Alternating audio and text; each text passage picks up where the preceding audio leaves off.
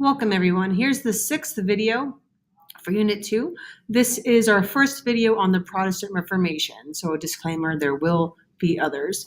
So this still falls under the umbrella of the Renaissance unit because these events of the Protestant Reformation were taking place during the Renaissance. So we're going to start off with the Zwinglian Reformation.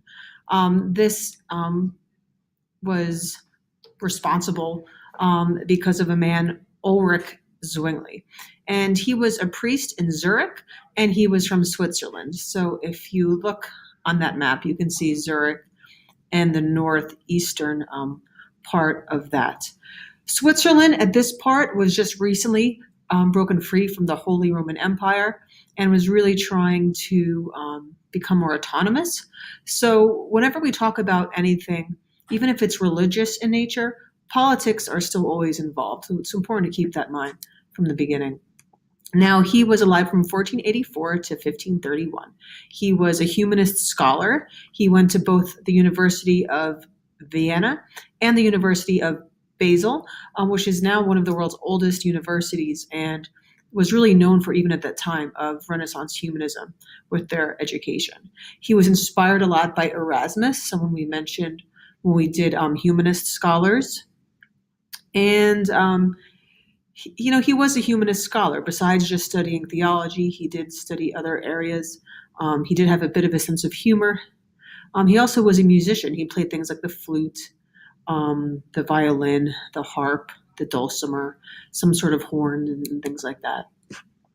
So some of the reforms he suggested that should be changed within the Catholic Church and then did with his own followers.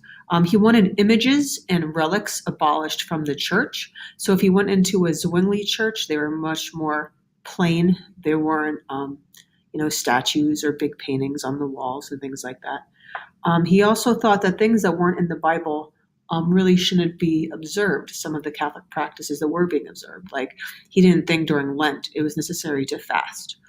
He encouraged priests to marry and things like that. So his services were much more simple, encouraged things like more preaching. They weren't spoken in Latin. They were spoken in the vernacular language. Notice there's no religion called Zwingliism, and there never really were. They were just considered like reformers at the time, and that emerged into different forms of Protestantism. Now, he did make some alliances in this image that's supposed to be Luther on the left, who we'll talk about shortly, and that's supposed to be him on the right. So there were other reformers, not just him and Luther. Now, these reformers didn't agree on all things. For example, Luther and Zwingli disagreed on transubstantiation, which, if you know about the Catholic Church, means that when they take the bread and the wine, they believe it literally transforms into the body and blood of Christ. Luther believed that as well. Zwingli said, no, it's symbolic of it. So that was actually a really big thing to disagree on. However, if you know that saying, an enemy of my enemy is my friend, they all sort of had disagreements with the Catholic Church. So for that reason, they sort of allied together in many different things. So that image is from 1529, which is important to see because not too many years later, war did break out. There's wars of Kappel, the first battle of Kappel, the second battle of Kappel. And this is where the Protestant cantons of Switzerland, cantons, think of like states, went to war against the Catholic ones in this old Swiss Confederation.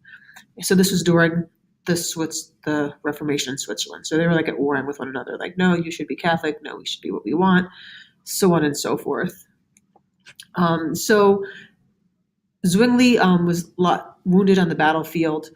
He was found sort of, as this image suggests, with his leg praying and his head up staring to heaven. Supposedly there were dead people on top of him. About 500 other Protestants were killed at this time when they were fleeing from battle. 24 other pastors were killed. There's a few different stories about like how the death actually happened. But they believe while he was lying there mortally wounded, he was given a fatal blow by sword by a captain from Unterwalden, and he died. And then, being sort of wanting revenge or whatever, supposedly they cut up his body. Some say that parts of it were taken to the different parts of the of Switzerland to sort of show like as a warning. But most people say it was burned into ashes. Some people have written that even they mixed his ashes with the intestines of pigs, and that were also then burned, sort of just to show like disrespect, I guess. But either way, even though he died, like I said, there's no Zwingli church, but the Reformation still continued. So we'll talk a little bit about Martin Luther here.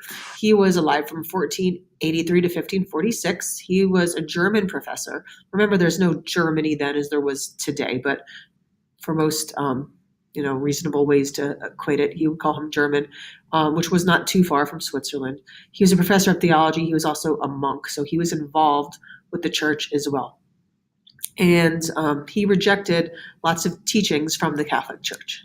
Now, what he's probably most famous for, and you've probably heard of before, is nailing the 95 Theses, which he did in 1517, which was a list of disputes that he had with the Catholic Church. And he did this on the 31st of October, so that's real timely. It's about, that's tomorrow, or depending what day you're watching this.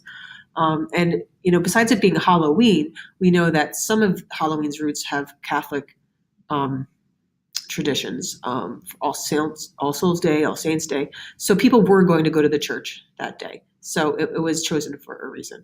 And supposedly he went to other churches and nailed them as well, not just the church in Wittenberg that we famously know. So, he was against indulgences, which we'll get to. He was against the idea of salvation that the Catholic Church had. The Catholic Church at the time was suggesting you just have to do certain deeds. And he says, no, it's all about faith. Not doing certain things.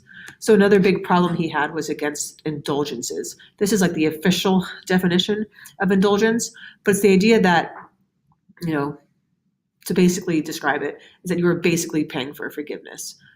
You'd have to pay the church so much money, you'd pray to be forgiven, and the idea that you were not going to go to heaven unless they granted that to you. So you'd like literally feared for your life here. Sometimes an indulgence was not just praying for you, but the idea of purgatory, this like waiting room before heaven or hell, that, you could pay an indulgence so that the priest would say more prayers so that your loved one would go to heaven faster, not just stay in purgatory as long. So, you didn't want to die with all these sins. So people would pay. And Luther saw a lot of corruption in this. The Bible does not say that. This is just a corrupt practice of the Catholic Church. And we'll get to later how the Catholic Church responded to all this. So then you have the Diet of Worms, not the diet of worms. That might be healthy. I don't know. But it probably wouldn't taste great. So this happened between January and May of 1521. And it says it's basically a Catholic Church court. It was part of the Holy Roman Empire, which fell under, most of Europe, remember, was known as Christendom, came under the umbrella of the Catholic Church. And it was called by King Charles V of the Holy Roman Empire. And by the end of it, they pronounced an edict of Worms. And that concluded several things. It said that Luther was challenging the Pope. He was challenging his authority. It said that he was just basically causing problems. Luther said if things aren't in the scripture, in the Bible, in the scripture, the Catholic Church shouldn't be doing it. It should be disregarded. And they're like, well, you're challenging us there as well. We do not agree with his idea on salvation. We agree with our idea of salvation. So it concluded that he was to be excommunicated, which means he's no longer a monk. He's no longer a part of our church.